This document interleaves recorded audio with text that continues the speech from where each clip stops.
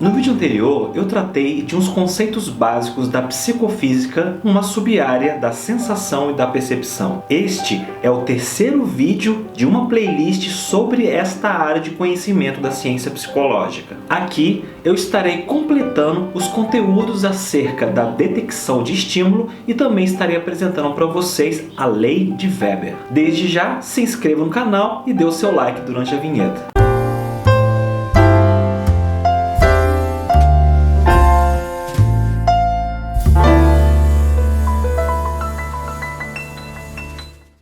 Se você ainda não viu, é muito importante que você veja o segundo vídeo desta playlist sobre sensação e percepção. É que lá eu expliquei o que são os limiares absoluto e de diferença. O primeiro é a intensidade mínima de estimulação que deve ocorrer para que uma sensação seja possível. E o segundo é a quantidade mínima requerida para que uma pessoa diferencie um estímulo de outro. Vamos nos aprofundar um pouco mais. Vamos a mais um exemplo. Eles são ótimos para entender os conceitos de sensação e de percepção. Você vai ao supermercado para comprar bananas e você percebe que existem diferentes tamanhos de pencas.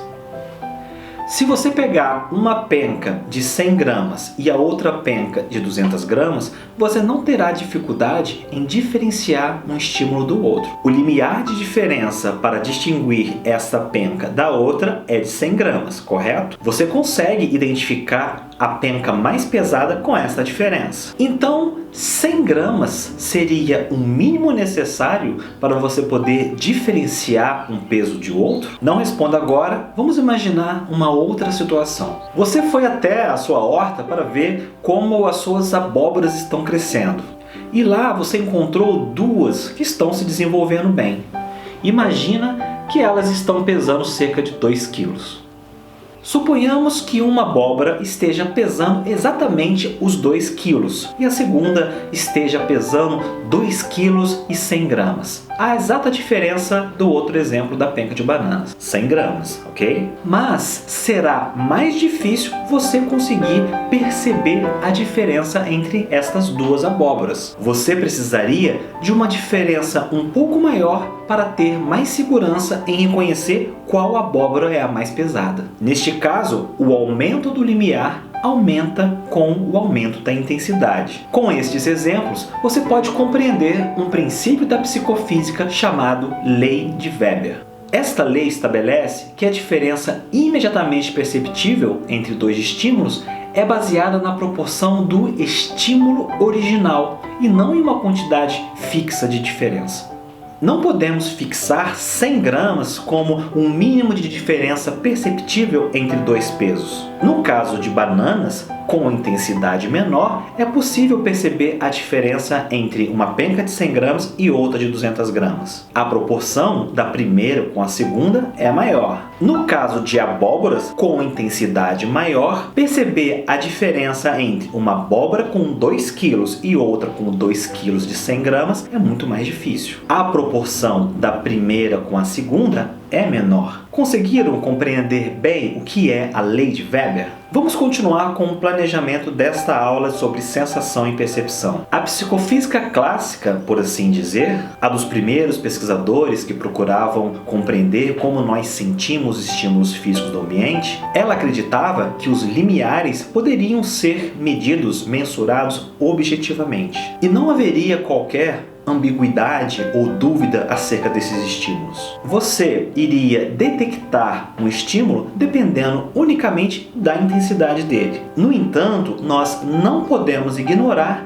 que existem os estímulos competidores. Existem inúmeros estímulos internos e externos ao corpo humano que podem interferir na forma como que nós percebemos ou estamos atentos às coisas. Nos estímulos internos, nós podemos listar as nossas emoções, os nossos estados físicos, os nossos pensamentos. São estímulos que vão competir com os estímulos externos. E do lado de fora, nós temos muitos ruídos, os barulhos dos veículos, os falatórios, os ventos, entre outros. Além dos estímulos competidores, existe uma outra interferência nessa detecção de sinal. Também interfere o nosso julgamento daquilo que nós estamos percebendo, daquele estímulo que se apresenta ao nosso redor. Vamos a um exemplo. Você já deve ter feito um exame de audiometria, não é mesmo? Seja por um motivo de saúde ou até mesmo por um processo de admissão para o trabalho. Este exame consiste em medir a capacidade do paciente em ouvir e interpretar os sons. Digamos que a fonoaudióloga pergunte para você se você ouviu um determinado estímulo. Inicialmente você não ouviu nada, mas é provável que você se pergunte, fique com dúvidas e pense: será que realmente eu não escutei nada? Pode até ser que você se convença de ter ouvido algum estímulo fraco e você responda para ela: eu acho que eu ouvi sim um estímulo fraquinho. Tanto a questão dos estímulos internos e externos do indivíduo e também as interferências de julgamento que temos sobre as coisas que percebemos fazem com que esses testes científicos sobre limiar absoluto se revelem de forma imprecisa e até mesmo com falhas. A partir desta dificuldade, desta não confiabilidade, é que os pesquisadores desenvolveram o que nós chamamos de teoria de detecção de sinal, o TDS. Essa teoria afirma que detectar um estímulo é uma decisão subjetiva e não objetiva, com dois componentes. O primeiro, a sensibilidade ao estímulo em presença de distrações a partir de outros estímulos. E o segundo componente são os critérios usados para fazer o julgamento a partir da informação ambígua. No caso dos exames de audiometria, é muito provável que as projeções das cabines, a evolução tecnológica dos audiômetros, o aprimoramento das técnicas e metodologias empregadas pelas fonoaudiólogas busquem reduzir a interferência desses estímulos externos e internos e também dar um certo controle ao julgamento impreciso das pessoas acerca daquilo que elas estão percebendo. Com isso, é possível medir com mais precisão a capacidade auditiva da pessoa investigada. Assim como na audiometria e nos exames científicos sobre a detecção de sinal, é possível que o investigado tenha 4 possíveis respostas. Eu vou manter o exemplo da audiometria, pois ela é familiar e irá facilitar o seu entendimento das respostas fornecidas. Conforme a fonoaudióloga vai apresentando um sinal no seu fone, você tem que apertar um botão de modo a confirmar que conseguiu ouvir aquele determinado sinal. A primeira resposta seria o acerto. A fonoaudióloga iria apresentar o sinal e você iria responder positivamente. Agora, se a fonoaudióloga oferecer o sinal e você não responder apertando o botão, esta segunda resposta pode ser chamada de erro. E supõe-se que este erro pode ter diferentes causas, seja uma fragilidade ou um prejuízo no órgão do sentido ou até mesmo alguma distração, ou seja, a competição de um estímulo interno, por exemplo. A terceira resposta possível seria o participante apertar o botão sem que a fonoaudióloga tenha apresentado aquele sinal. Vamos chamar aqui esta resposta de alarme falso. Este alarme falso também pode acontecer por conta de interferências de estímulos internos. Uma questão emocional, por exemplo, ou até mesmo uma má-fé do candidato